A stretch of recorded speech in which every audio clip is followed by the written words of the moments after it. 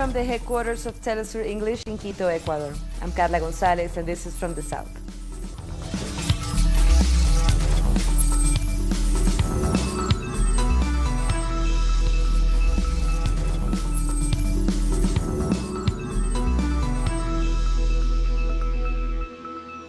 Thousands of Colombians staged a national strike on Thursday against the killing of social and indigenous leaders and the neoliberal administration of President Iván Duque.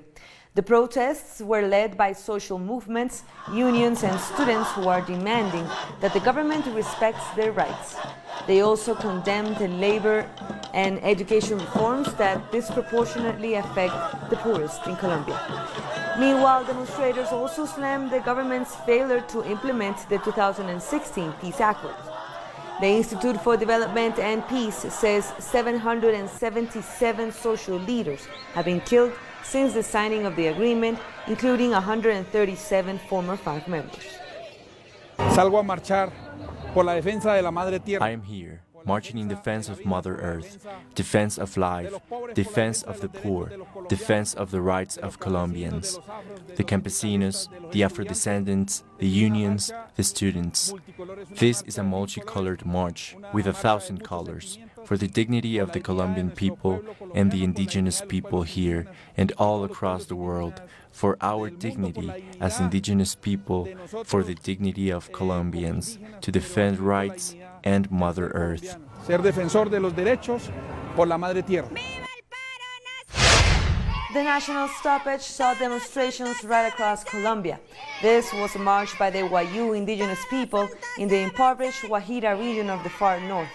But there were also protests in Guaviare and other remote areas of the Amazon and the south.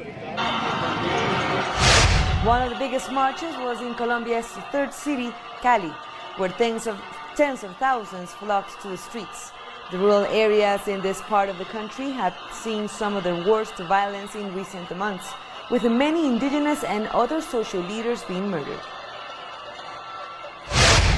The government's response to the mobilizations was violent repression.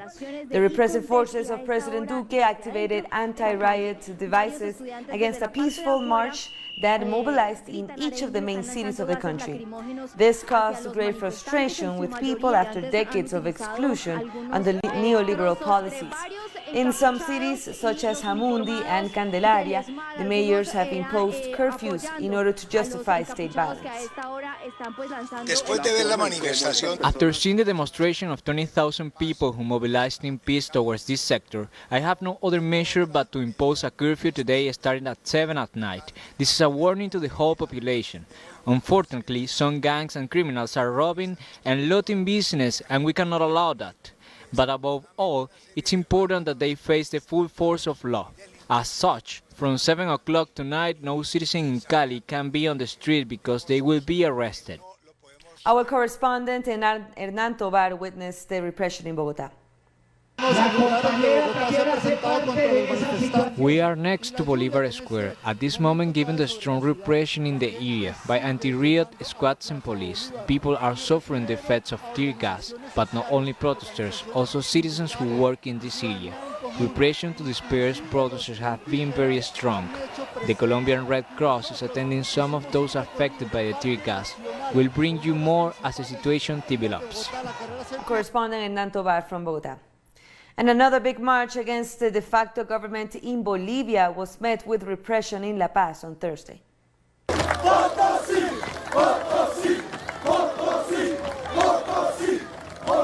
Campesinos from Potosí joined the march as it set off from El Alto. They chanted, "El Alto is not alone." Citizens from across the country are rejecting the right-wing coup d'etat deposing President Evo Morales. The march is being led by the families of those killed in a military and police operation against a peaceful blockade of a fuel depot in the town of Sencata. 72 roadblocks have been set up across Bolivia, primarily in the regions of La Paz, Cochabamba and Santa Cruz, as citizens continue to contest the authority of the de facto government.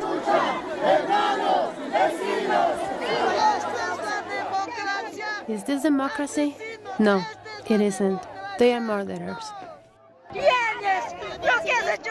Agnes, you have sent them to kill people. Agnes, you won't be in power forever. And when you aren't, we will deal with you. The army and the police are killing people with bullets. This is a coup government, and that is why they have to resign. Resign and free all those who have been unjustly locked up. Because if not, the people of El Alto, who represent all our nationalities, are going to rise up. And as the coffins of the victims were approaching the San Francisco Square in the center of La Paz, the police began firing tear gas to disperse the crowds. But Bolivians say they will not stop protesting. Our correspondent in La Paz, Fede Morales, was there. Here in the Prado Avenue, we've just seen a very intense tear gas operation by the police. A very large march by residents of El Alto, especially from the Sencata neighborhood, and other social movements, had just arrived in the center of La Paz after walking 19 kilometers. They were carrying at least 3 coffins of those who were killed 2 days ago at the fuel depot in Sencata. They spoke to the soldiers who were there, and they let them pass, because they wanted to hold a procession with the coffins through the city. But then very suddenly and surprisingly, the police who were behind the soldiers started attacking the crowd, including the relatives of the victims. The tear gas was very intense and the crowd retreated. We saw at least 3 people taken away, suffering from respiratory problems. The protesters continued to the San Francisco Square, where there was more tear gas. Fede Morales from Bolivia. In other news, Uruguay goes to the polls this Sunday in a runoff vote for the presidency. Right-wing candidate Luis Lacalle Pou closed his campaign in the city of Las Piedras, where he made vague accusations against his opponent, declaring a deep desire to take power and exercise authority. For his part, left-wing candidate Daniel Martinez, representing the Broad Front Party, convened his followers in the central square of the city of Florida. There he spoke about the fundamental aspects of his government program. To think that shrinking the state is going to be done without a social cost for the majority is at least elusive, and they know how this ends. As in Argentina, as in Brazil, as what is happening in our wounded Latin America. Fundamentalist recipes. They forget that in nations like ours, the role of the state is to help the weakest, to provide equal opportunities and equal starting points. Those who forget condemn the nation to failure, and the people end up paying the consequences of its fundamentalist policies with hunger. It's not about distributing poverty, it's about distributing the wealth, but with justice and guarantees, like the Broad Front has done. We say this very clearly to a coalition that has united to confront the Broad Front without knowing the factors that united them. After this break, we'll take a look at Black Consciousness Day celebrations in Brazil. Don't go away.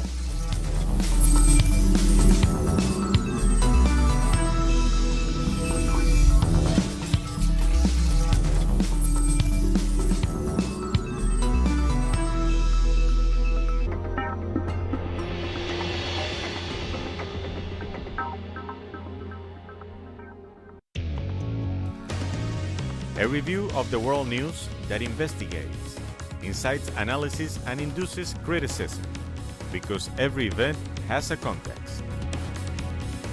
Pusimos el punto en I.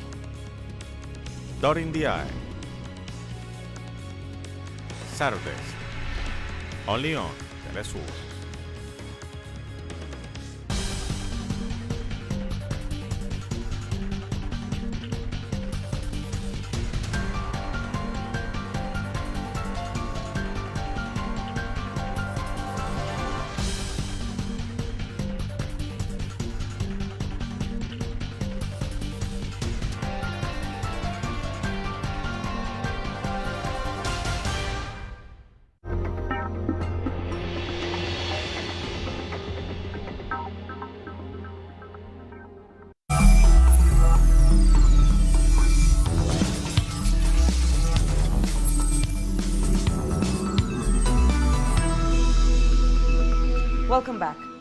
In the Caribbean, Antigua and Barbuda's embattled police commissioner Wendell Robinson has requested a transfer to another position within the public service. This as he faces imminent termination by the Police Service Commission. Robinson was suspended in April 2018 after 3 junior policemen accused him of sexual harassment and inappropriate conduct. The alleged incidents are said to have occurred between 2016 and February 2018. As part of his transfer request, Robinson has asked that any new position is commensurate with his current rank. Barbados' cabinet is to expand the categories of people who can become Barbadians. It will be the most sweeping change in the pathway to citizenship since the island's independence in 1966. By January, a new bill to amend the Immigration Act will go before the Parliament. Key changes announced by the Home Affairs Minister include citizenship being made available to a grandchild or a great-grandchild of a Barbadian citizen. Currently, only parents are allowed to grant citizenship by descent. While electricity has been restored across Barbados following 2 days of power outages earlier this week, water shortages still persist. The island's Water Resources Minister explains that many reservoirs are at a low capacity and major restoration work will be carried out. We are getting in the process of finalizing a CDB loan and a contract to restore, I think, 11 or 12 of the reservoirs. But our reservoirs in Barbados are in a real bad condition, in a very, very bad condition. We expect to have the current reservoirs that we're repairing completed, that we're replacing entirely, completed by the end of January. So those who are serviced by the Fort George Reservoir that have been experiencing some issues over the last 6 or 7 months, that's the reason. The reservoir cannot be filled past 1/3 capacity. That obviously affects the pressure in the reservoir, so it affects the delivery of water to people being serviced by that reservoir. Over 10,000 people marched in Sao Paulo, Brazil to commemorate Black Awareness Day. This holiday has celebrated Brazil's Afro-descendant population since 2003, when it was established by the government of President Luis Inácio Lula da Silva. Racism dominates the day-to-day of the last country that abolished slavery in the continent. Wages between black and white people in Brazil differ by over 70%, according to official figures. In the past trimester, unemployment grew only among the black population, and in the outskirts of Sao Paulo, the richest city in the country, the life expectancy of white people is 20 years longer than that of black people. Brazil is a racist country. According to statistics, a black person is killed here every 9 minutes. Life is not easy here. During the celebration of Black Awareness Day, people recall the implementation of racial quotas by President Lula da Silva 15 years ago. In 2019, for the first time in history, black people are a majority in public universities. Thanks to the racial quotas, Afro-descendants know there's a place they can occupy. But we also need to take town halls, state governments, and have larger political representation. But far-right President Jair Bolsonaro has not only diminished the existence of racism. During his campaign, he even said that black people are not even good at procreating. This is a fascist government. Our goal is to overthrow them. There is no dialogue with the authorities. During the campaign, Bolsonaro was honest about his fascist, racist, homophobic, and misogynistic views. There is no dialogue with racists. The day also marked the second year that Black Awareness Day was celebrated without Marielle Franco. People are still waiting to find out who ordered the murder of the councilwoman. Recent developments allege links between the Bolsonaro family and the two killers, who met up before the murder in a place near the current president's home. We do not believe anything. We think that whoever killed Marielle is up there, but we cannot make accusations without proof. I think the mastermind of the murder is someone racist, a homophobic anti-Brazilian who does not respect life.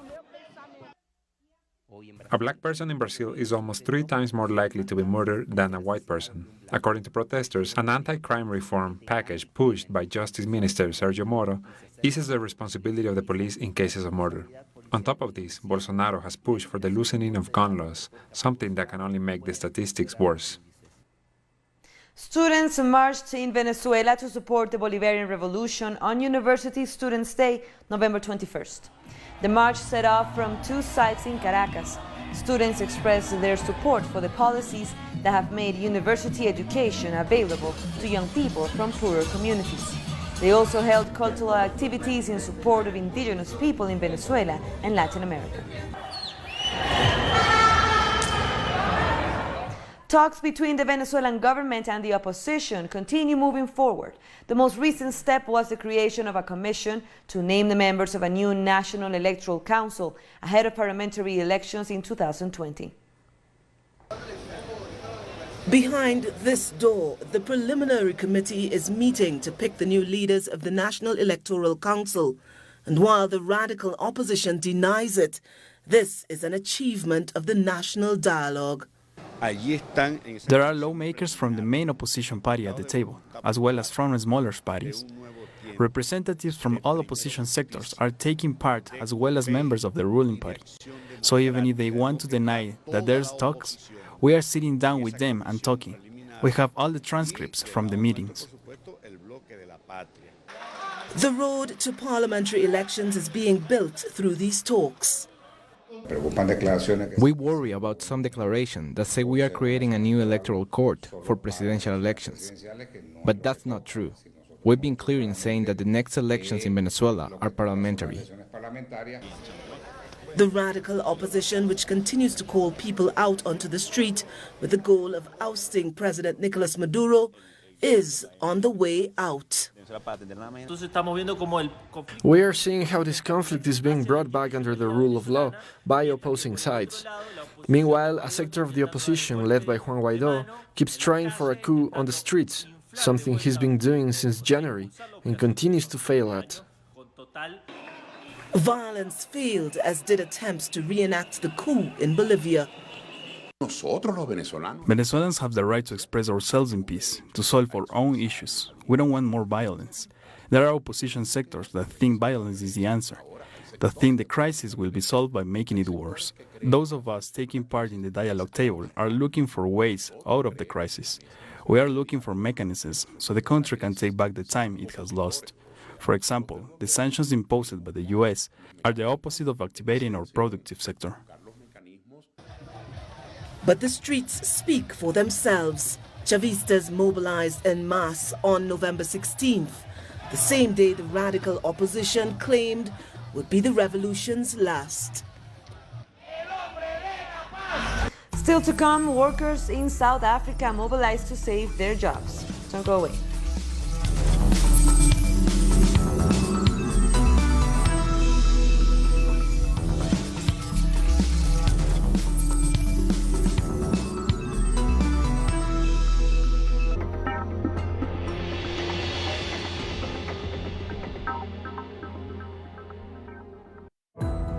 Our actions have an impact on the environment.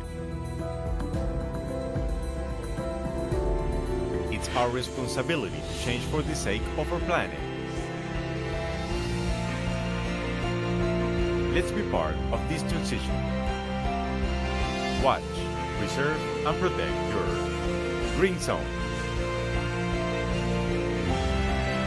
Wednesdays, only on Telesur.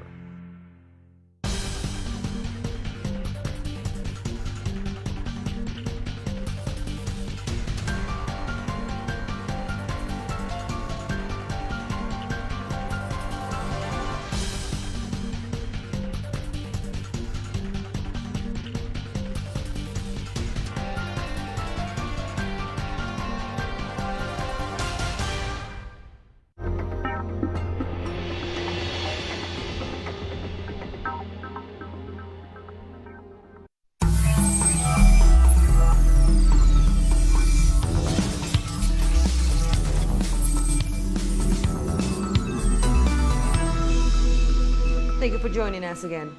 Mauritius Prime Minister Pravin Jugnauth has declared Britain an illegal occupier after he failed to adhere to a United Nations deadline to vacate the Chagos Islands, which under international law are part of Mauritius territory. A UN resolution adopted in May demanded the UK end its occupation of the islands located nearly 10,000 kilometers away from mainland Britain. The resolution was overwhelmingly supported and is in line with an International Court of Justice judgment that declared the Chagos Islands an integral part of Mauritius. The UK has leased the largest of the islands to the US military and claims it cannot vacate the islands due to security reasons. Lebanese President Michel Aoun has reiterated his calls for talks with protesters on the country's 76th Independence Day. A new government awaits and is hoped for in Lebanon. By now, the new government was supposedly working. However, the contradictions that govern politics in Lebanon have forced the government to take its time to avoid the wars in order to reach a government that meets your ambitions and aspirations. I reiterate my call to the demonstrators to take a closer look at their actual demands and ways to implement them, because dialogue is the only way to resolve a crisis. Israel's Attorney General has indicted Prime Minister Benjamin Netanyahu on bribery, breach of trust, and fraud charges. The charges are the culmination of an investigation launched in 2016 into 3 separate corruption cases. In the indictment, Netanyahu was accused of accepting hundreds of thousands of dollars in luxury gifts from billionaire friends.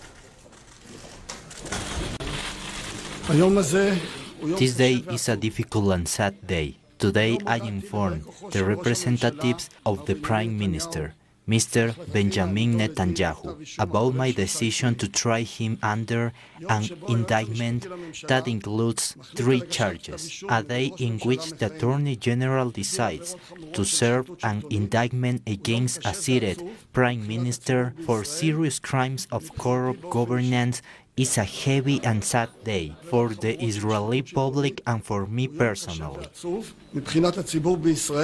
South Sudan's President Salva Kiir has launched a newly built 100 megawatts power plant that will supply electricity to Juba and other surrounding areas. The plant will provide much needed electricity to about 30,000 households in Juba for the first time, as over 70% of the population were using generators. The program is the first of its kind since the country gained independence back in 2011. President Salva Kiir also announced that since the war is over, the focus now will be on development to deliver services to people. This project will spur development across the sectors. More than 70% of businesses in South Sudan run their own diesel-fired generators for power supply, while homes depend on kerosene. We will also eradicate the pollution that comes with the large-scale use of diesel in our environment. I assure you that the government is intently focused on exploiting and developing our hydro and renewable energy. Scores of workers in South Africa protested at the ArcelorMittal steel plant in the town of Saldanha, as the plant is set to close, leaving nearly 1,000 people unemployed. ArcelorMittal announced early this month that it would wind down operations at the plant north of Cape Town because it was no longer viable on the export market. According to the company manager, the plant has incurred substantial losses in the past and the medium-term outlook remains bleak. But closing down the operation will mean extensive job losses in the town, which heavily depends on the plant. If Saldanha Steel closes down, this will negatively affect our business. We will have to retrench 100 people, and this will have a big effect on the small businesses, the schools, all the operations in the West Coast community. That South Africa and Saldanha will lose the capabilities that South Africa desperately needed to advance our industrialization program in South Africa. We can't lose this factor. It can't be closed. We don't accept it. We reject the closure of Saldanha Steel. We reject the retrenchments. And we are saying, come to the table. And we end in China. The city of Zhuhai in the southern province of Guangdong is hosting the 6th edition of the China International Circus Festival, an event where companies from around the world present a wide variety of shows celebrating the diversity of the art. More than 200 artists from 22 countries have gathered in the southern city of Zhuhai to participate in the 6th edition of the International Festival of Chinese Circus. This festival is very important.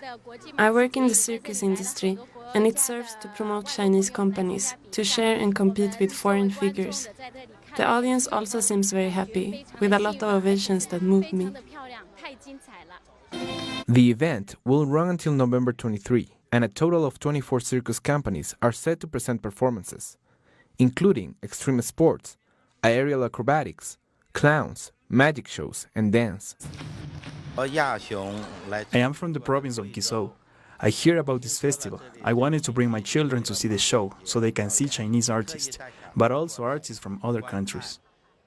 Latin America is represented by artists from Argentina and Colombia, who share their talent with representatives from China, Russia, the United States, France, Japan, Germany, among others. I am a circus artist from Unha province in central China, and very soon we organize an international circus festival ourselves. I came to learn from this experience. It is also a great opportunity for the audience to see so many artists from different nations. The International Chinese Circus Festival was held for the first time in 2013. It aims to promote the development of circus as an art form and of cultural exchange among people. And with that, we end our news brief. But you can find all of our stories by checking our website, telesurenglish.net. And be sure to also join us on social media. We're on Facebook, Twitter, and Instagram. For Telesur English, I'm Carla Gonzalez. Thank you for watching.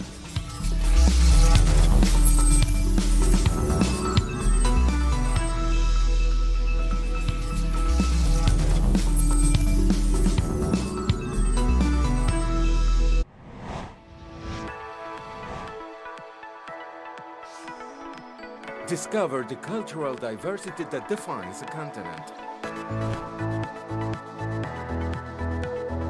The place where art and tradition are part of the same nucleus. Artistic expressions,